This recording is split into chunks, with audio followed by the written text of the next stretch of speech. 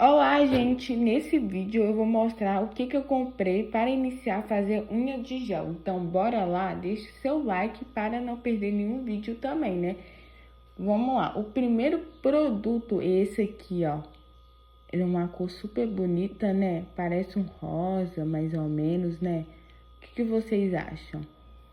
Ó, o cheiro também é super bom, muito bom, ó. Como que é?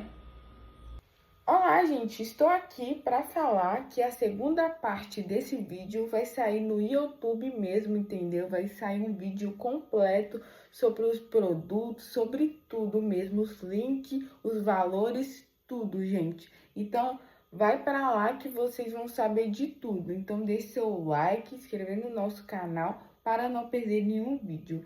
Eu tô esperando vocês aí, ó, lá, entendeu? Tchau, tchau!